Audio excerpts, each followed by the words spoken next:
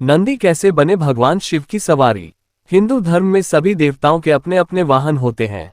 जैसे भगवान विष्णु का वाहन गरुड़ है, मां लक्ष्मी का वाहन उल्लू होता है, भगवान गणेश का वाहन मूषक होता है, उसी तरह भगवान शिव की सवारी नंदी है। आपने शिव मंदिरों में देखा होगा भगवान शंकर के साथ बैलरूपी नंदी की मूर्ति भी रहती है। शिव भगवान के साथ नंदी की पूजा करना भी जरूरी होता है। भगवान शंकर नंदी के माध्यम से ही भक्तों की पुकार सुनते हैं, लेकिन क्या आप जानते हैं नंदी कैसे भगवान शिव की सवारी बने? आइए जानते हैं शिव और नंदी की ये पौराणिक कथाएं। एक पौराणिक कथा के अनुसार ब्रह्मचारी व्रत का पालन कर रहे ऋषि शिलाद को भय होने लगा कि उनकी मृत्यु के बाद उनका वंश समाप्त हो जाएगा। इस भय के चलते उन्होंने पुत्र प्राप्ति के लिए कठोर तपस्या शुरू की।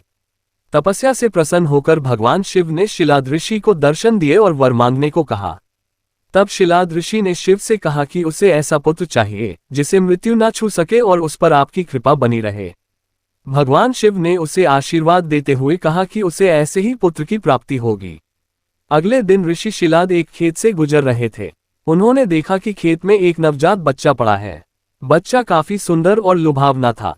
उन्होंने सोचा कि इतने प्यारे बच्चे को कौन छोड़कर चला गया। तब शिवजी की आवाज आई कि शिलाद यही तुम्हारा पुत्र है। ये सुनकर ऋषि शिलाद बेहद प्रसन्न हुए और बच्चे को देखभाल करने अपने साथ ले गए। उस बच्चे का नाम नंदी रखा गया। एक बार ऋषि शिलाद के घर पर दो सन्यासी पहुंचे। उनका खूब आदर सत्कार हुआ।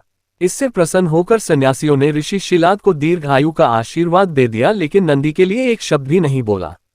ऋषि शिलाद ने सन्यासियों से इसका कारण पूछा। तब सन्यासियों ने बताया कि नंदी की उम्र कम है, इसलिए हमने इसे कोई आशीर्वाद नहीं दिया। ये बात नंदी ने सुन ली और ऋषि शिलाद से कहा कि मेरा जन्म भगवान शिव की कृपा से हुआ है और वही मेरी रक्षा करेंगे। इसके बाद नंदी भगवान शिव की स्तुति करने लगे और कठोर तप किया। इससे प्रसन्न होकर भगवान शिव प्रकट हुए और नंदी को अपना प्रिय वाहन बना लिया। इसके बाद से भगवान शिव के साथ नंदी की भी पूजा की जाने लगी।